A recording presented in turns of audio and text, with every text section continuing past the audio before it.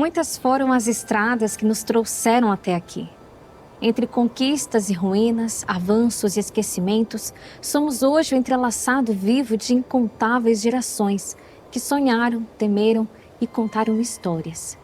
Histórias que não apenas moldaram civilizações, mas a própria forma como enxergamos o mundo. Vivemos sobre camadas. Debaixo de nossos pés repousam camadas de terra, rochas e ossos fossilizados, e dentro de nós repousam camadas de memórias, sussurros do tempo, ecos de acontecimentos tão antigos que se confundem com lendas, mas que ainda vibram no coração da humanidade. Mas e se olhássemos mais fundo? E se ao invés de apenas olhar para o futuro, ousássemos cavar o passado?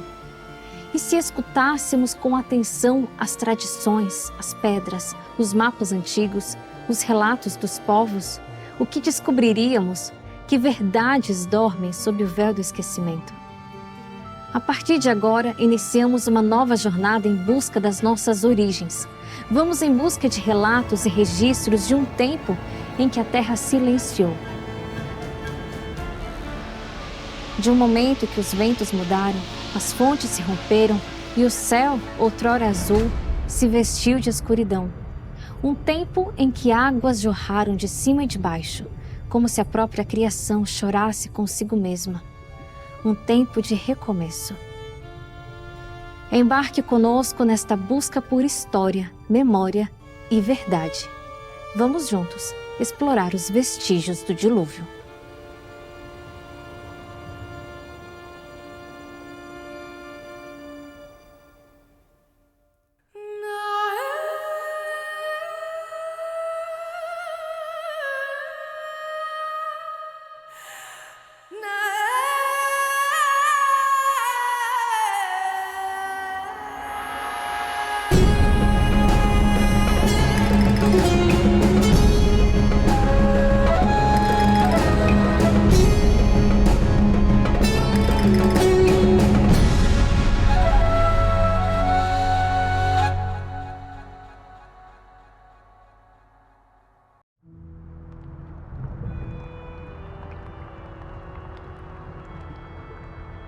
O dilúvio é um daqueles temas que, de algum modo, habita o imaginário de todos. Mesmo quem nunca refletiu profundamente sobre ele ou duvida que tenha acontecido, já ouviu essa história. Mais do que um relato religioso, é uma memória compartilhada por diversas culturas, como se a humanidade inteira carregasse a lembrança de um tempo em que a Terra foi coberta por águas. Nesta temporada, vamos em busca dessas marcas, vestígios que o dilúvio pode ter deixado nas rochas, nos fósseis, na paisagem e na própria história humana. Mas antes de iniciar essa jornada, é preciso voltar à origem. Afinal, o que diz o único relato completo e preservado desse evento? O que foi o dilúvio, segundo Gênesis?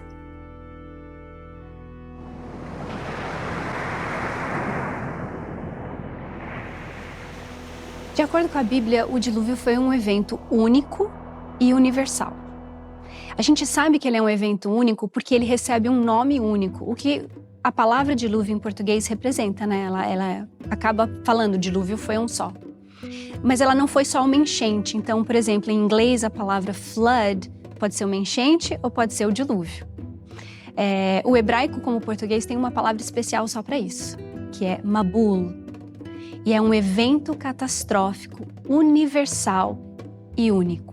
O relato bíblico apresenta, nos seus primeiros capítulos, de Gênesis 1 a 11, três grandes crises na história da humanidade. Você tem três grandes atos de Deus e três grandes crises. A criação e a queda, a violência humana e o dilúvio, e a Torre de Babel e a dispersão dos povos. São três grandes crises que Deus tem que lidar na história da humanidade nos primeiros capítulos de Gênesis. O dilúvio é a segunda grande crise, ou é a resposta divina para a segunda grande crise. De acordo com Gênesis capítulo 6, a humanidade está totalmente corrompida e é violência alastrada, é uma ânsia por domínio, uma ânsia por por dominar o semelhante. E neste momento que chega no dilúvio, muitos anos depois da criação, da queda do homem, poucas pessoas seguiam a Deus. E se Deus tivesse permitido que continuasse o ritmo da humanidade daquele modo como estava acontecendo, não restaria em pouco tempo nenhum fiel a Deus. E o plano de Deus de trazer redenção para a humanidade provavelmente não iria acontecer. Então Deus, neste momento, ele bota ele faz parar esse progresso da maldade humana tão grande, tão rápido, tão espalhado em todo o mundo todo, não é? Para dar um novo começo, para trazer esperança para as novas gerações da humanidade que iriam nascer. Porque se não fosse isso, não haveria mais essa possibilidade dessas novas gerações e dessas gerações conhecerem a Deus e ter a possibilidade de salvação. E a resposta divina digamos, apertar o reset, começar da estaca zero novamente, utilizando uma família, a família de Noé, seus 3 filhos e alguns animais dentro de uma arca, para então recomeçar a humanidade. Então, o dilúvio é a resposta divina para a corrupção da humanidade. Mas o que acontece durante o dilúvio? Como ele é descrito no relato bíblico? Você tem toda uma geofísica descrita na Bíblia de como o dilúvio vai acontecer, que é uma geofísica ligada também ao processo de criacionismo, o processo de criação em Gênesis 1. Ele reverte esse processo de criação. Então, por exemplo, a gente tem uma organização do planeta Terra para receber vida naquele começo. Começa com a luz, aí começa com os espaços, vai para os espaços. Então você tem as águas que cobrem a Terra. Aí você tem uma separação entre as águas que vão ficar na Terra e as águas que são puxadas e colocadas em cima do firmamento, que faz uma camada de água, de acordo com a descrição bíblica, em volta do firmamento, que é o espaço, o céu. Quando você entra no dilúvio, essa camada recebe furos. Então, dá a entender que essa camada, de repente, começa a quebrar e essa água volta a cair na terra. Você tem também depois puxar a água para um lado só para revelar a terra seca. E quando você chega no dilúvio, então, você tem a quebra dessa água que está em volta e ela cai de volta na terra, colocando 100% da água que havia e que cobria toda a terra de volta. Ou seja, não é uma chuva, não é um processo de choveu 40 dias, não. Arrebentaram-se essas portas, entradas é a palavra mais adequada, e toda essa água cai de volta de uma vez só. Só que ao mesmo tempo, quando você tinha puxado a água para um lado e a terra se revelou seca do outro, você tem um continente único. A água de um lado, o continente do outro. O que acontece? A gente sabe que arrebentam-se as fontes subterrâneas. E isso representa também a quebra desse continente que agora está se desfazendo. O dilúvio, na verdade, ele é um processo de descriação. Ele não é um processo de destruição. Há uma inversão da criação para que a gente receba uma página nova, um novo começo.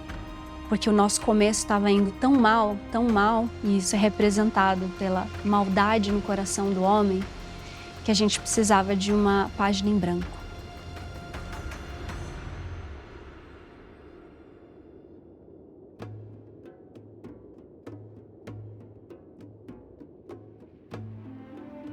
A história de um grande dilúvio, no entanto, não é exclusiva do livro de Gênesis, nem a versão mais antiga registrada. Curiosamente, relatos semelhantes aparecem em diversas culturas ao redor do mundo, separadas por oceanos, montanhas e milênios. Nos textos hindus, o sábio Manu é avisado por um peixe divino sobre um grande dilúvio e constrói um barco para salvar sementes e os 7 sábios. Na mitologia grega, Deus envia um dilúvio para destruir a humanidade, mas Deucalião e Pirra sobrevivem em um baú flutuante. Os maias também falavam de uma grande inundação que encerrou uma era anterior. Mas o relato mais antigo que se tem registro é o épico de Gilgamesh, gravado em pedra na antiga Mesopotâmia. O épico conta como os deuses decidem enviar um grande dilúvio para destruir todos os homens por conta do barulho que eles fazem.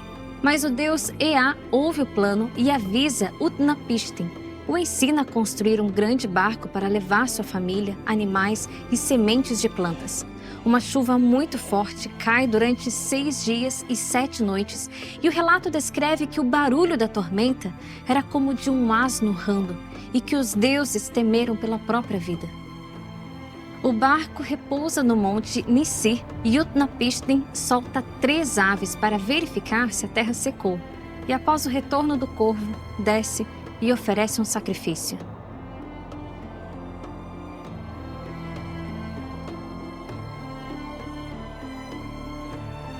Nós temos relatos do dilúvio em vários lugares inesperados.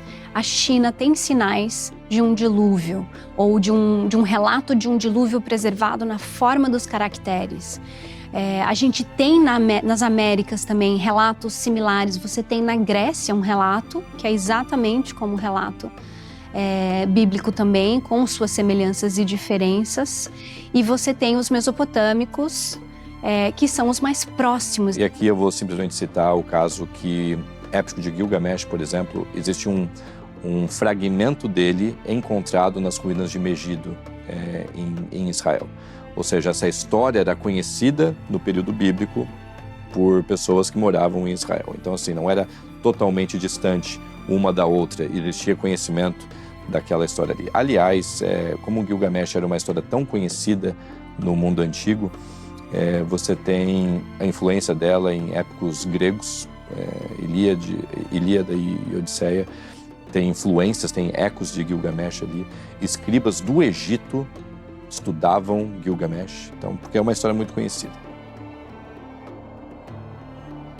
Diante de tantos relatos semelhantes e até mais antigos ao redor do mundo, como compreender a história do dilúvio descrita em Gênesis? Seria possível que esse relato seja apenas uma cópia das tradições mesopotâmicas? Ou será que a semelhança entre tantas histórias vindas de culturas distantes e separadas por tempo e espaço aponta para algo maior? É possível que não estamos diante de imitações, mas de ecos de uma mesma lembrança coletiva? Uma memória ancestral transmitida de geração em geração, preservada com singularidade e profundidade nas páginas da Bíblia?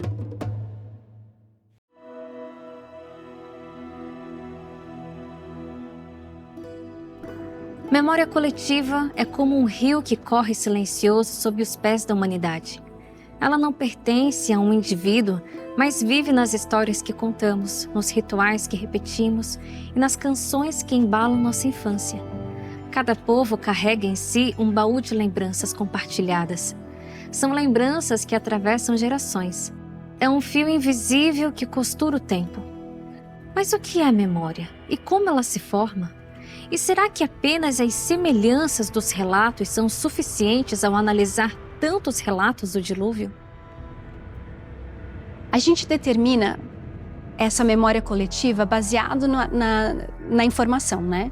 Então você tem e você deve comparar sempre as semelhanças e as diferenças. As semelhanças tendem a carregar a memória coletiva. As diferenças tendem a carregar a interpretação do fato sendo descrito. Então, assim, eu sou formada em história. Então, eu tenho coração de historiadora. E a gente percebe, quando a gente estuda história, que o que as pessoas contam não é o evento. É a sua memória do evento. É a sua interpretação do evento. Então, por exemplo, conforme a população da Terra se espalha e o relato é transmitido, ele vai carregar, primeiro, a cosmovisão daquela pessoa, que foi o que levou, né, o relato para outro lugar, e também a associação com o local em que eles estão com o dilúvio. Então, o dilúvio vai, dependendo de onde ele está, ele é carregado para aquela localização geográfica também. É uma montanha naquela localização geográfica em que acontece o dilúvio.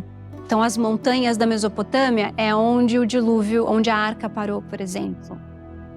Se as semelhanças entre os relatos não são suficientes para formar um quadro completo, será que as respostas começam a aparecer quando observamos as diferenças entre eles? E aí, para nós, as diferenças é que são importantes. Porque aí nas diferenças entra a cosmovisão, a interpretação do evento. Então, no dilúvio bíblico, você tem, primeiro, é um só Deus. E esse Deus, desde o começo em que ele planeja o dilúvio, ele planeja a salvação do herói.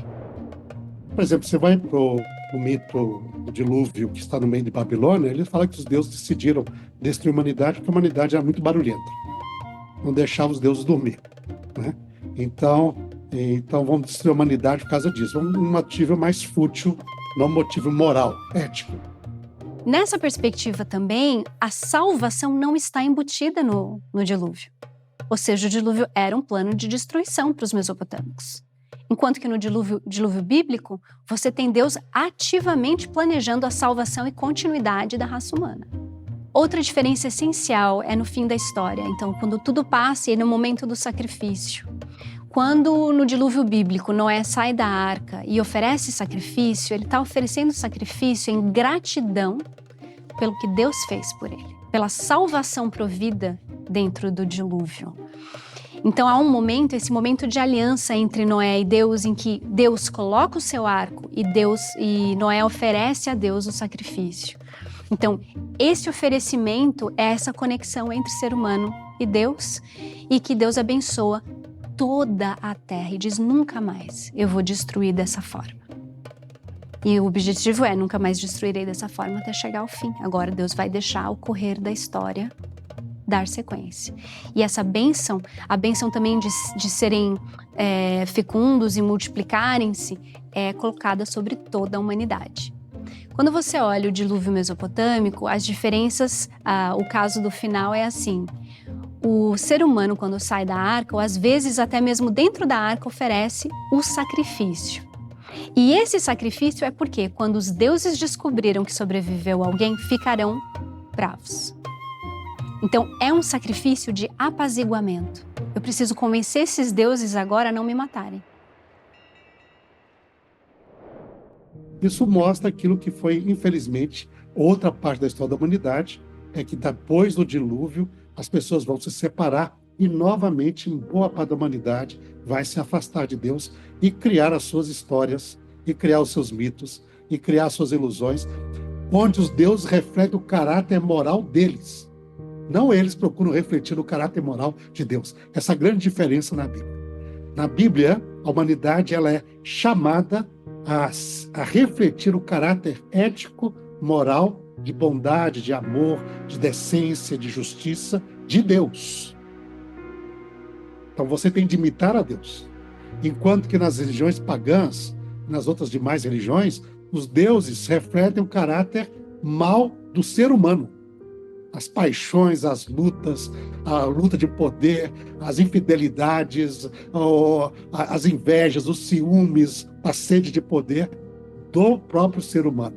Então existe, de um lado, uma memória comum que guarda elementos, como o do dilúvio, por exemplo, mas existe, ao mesmo lado, as características culturais humanas que foram se diversificando, e cada uma apresentando a sua natureza da cultura onde ela foi preservada ou foi desenvolvida nessas histórias aí. E essas diferenças que demonstram a memória coletiva. Porque o que adianta contar uma história em que os detalhes mais importantes são diferentes? Muitas pessoas às vezes diziam, e antigamente se dizia mais isso, que o dilúvio de Moisés foi copiado do dilúvio mesopotâmico, por ter sido mais antigo. Só que para que copiar os detalhes e mudar completamente a essência da história?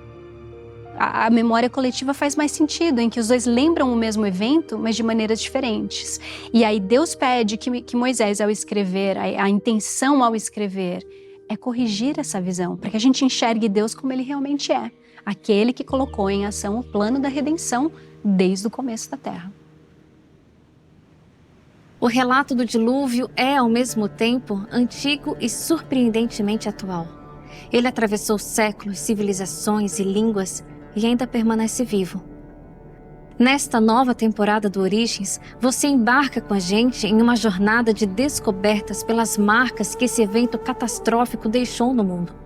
Vamos visitar lugares impressionantes, onde a Terra parece guardar em silêncio memórias de um passado submerso.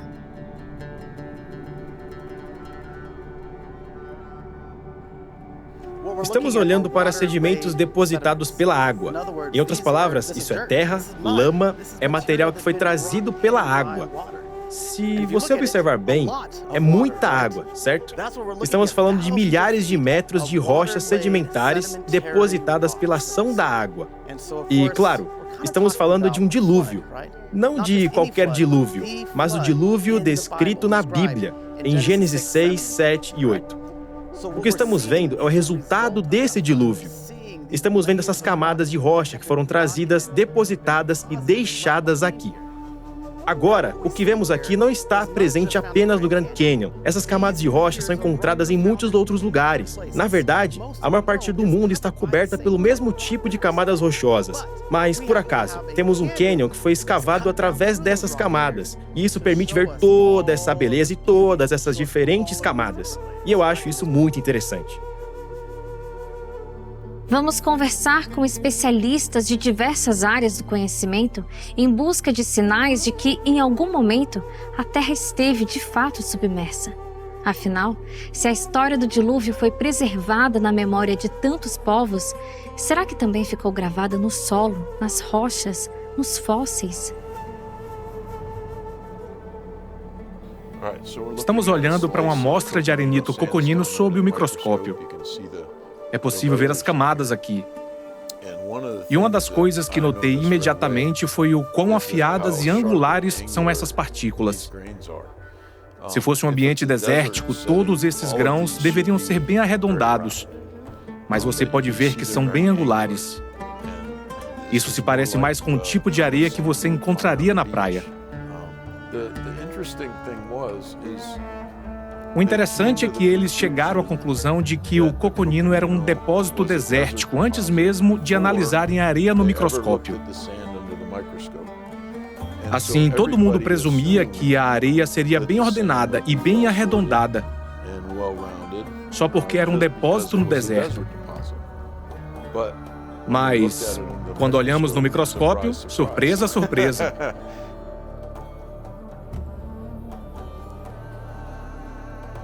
Prepare-se para trilhar caminhos de pedra e lembrança, mergulhar em perguntas profundas e, talvez, emergir com respostas surpreendentes. A busca por nossas origens está apenas começando.